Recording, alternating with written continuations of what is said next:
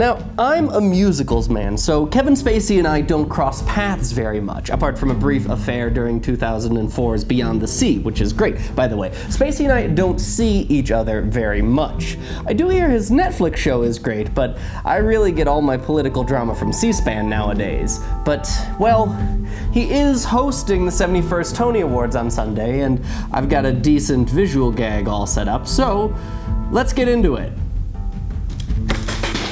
Fake. This is your survival guide to the 71st Annual Tony Awards. You're watching Musical Theater MASH.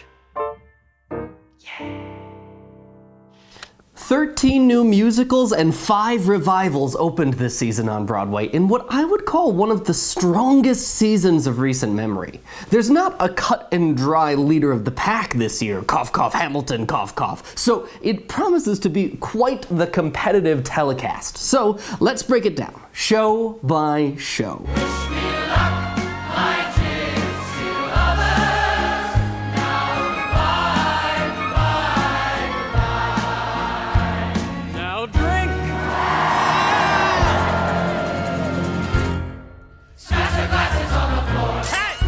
Natasha Pierre and the Great Comet of 1812 is based on about 70 pages of Tolstoy's classic novel War and Peace, and that's probably one of the most deceptive one-line blurbs that's ever been written about a musical. Though the subject matter of this musical seems pretty dreary, the musical itself is opulent and revolutionary. Partially an illicit love story and partially an existential search for meaning, and completely different from anything that's ever been on Broadway before, Great Comet is, well, just great. I have talked for ages about this show. Just check out the podcast down in the description, but it is wonderful and you should listen to it. Great Comet is nominated for 12 Tony Awards, including Best Musical, and has nominations for performers including Josh Groban, Danae Benton, and Lucas Steele. Also, Dave Malloy is triple nominated for book, music and lyrics, and orchestrations, and you can and should listen to the cast album right now.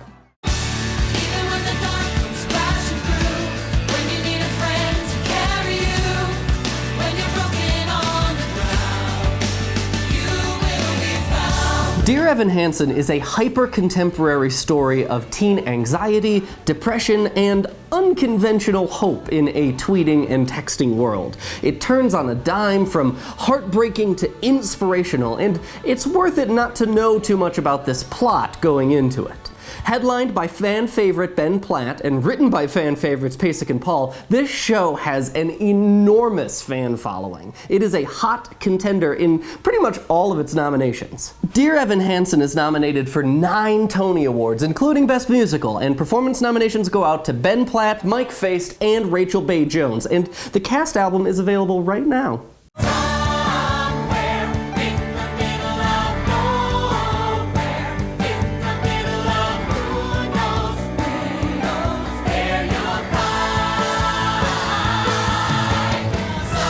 Come From Away was a surprise for me this year. It is a heartwarming docu-musical about the small town of Gander, Newfoundland that doubled in population when 38 planes were diverted to their airport during the terrorist attacks on September 11th in 2001. This show has a fresh Newfoundland rock sound and is a really feel-good tearjerker about hope and humanity. And very honestly, I did not expect this show to be as good as it is. Come From Away is up for 7 Tonys, including Best Musical, and Jen Colella is nominated for Featured Actress. And the album is out right now. Okay, we're on in 3, 2... Once a year, the eyes of the nation turn to this tiny hamlet in western Pennsylvania to watch a master at work. Punxsutawney Phil, a groundhog.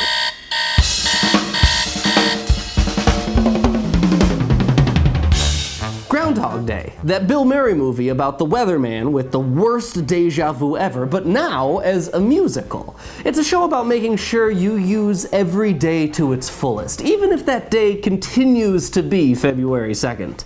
This production is a hotly anticipated transfer from the West End and has music and lyrics by Tim Minchin of Matilda fame. It is just as dark and funny as the original, of course, and Andy Karl continues to sweep audiences off their feet even after being swept off his his own feet during an onstage injury. Groundhog Day is up for 7 Tony Awards, including Best Musical and a Leading Actor nom for Carl, and the cast album is available right now. Groundhog Day, that Bill Murray movie about the weatherman with the worst deja...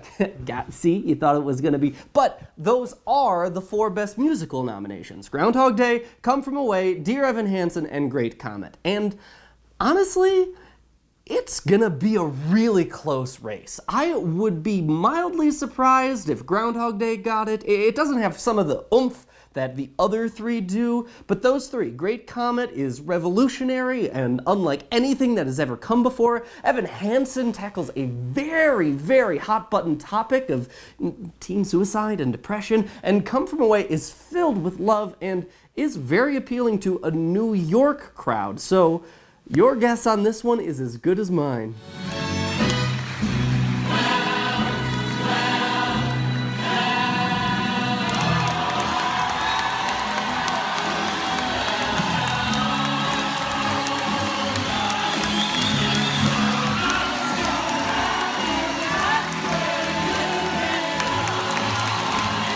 Starting us off for Best Revival nominees is Hello, Dolly, perhaps about as musical theater can get. Hello, Dolly is a story of love and dancing and David Hyde Pierce in a mustache. Also, as you can maybe tell, it's very stingy with its publicity footage. The revival is getting rave reviews and is a frontrunner in most of its categories, although there is some developing drama about whether Bette Midler will actually be performing at the Tonys, so we'll have to see how that one pans out. The show is nominated for 10 Tony Awards, including Best Revival of a Musical, and performance nominations go out to David Hyde Pierce, Bette Midler, Gavin Creel, and Kate Baldwin, and the recording is available right now.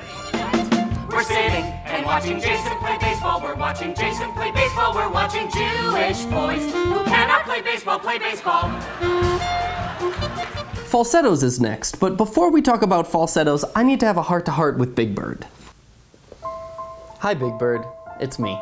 I know you're probably sitting there right now, behind your desk with your work tie on top of PBS towers, thinking, why is this guy on the internet talking to me? Well, I have a request from all of us. Please, we want to see the tapes of the Falsettos recording live at Lincoln Center. That's it. That's all we want to see. We just want to see the performance. I mean, these tapes are probably the second most highly anticipated secret tapes of the political season.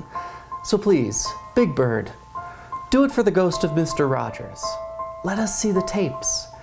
I know I speak for all of us when I say we would be forever grateful. Thanks.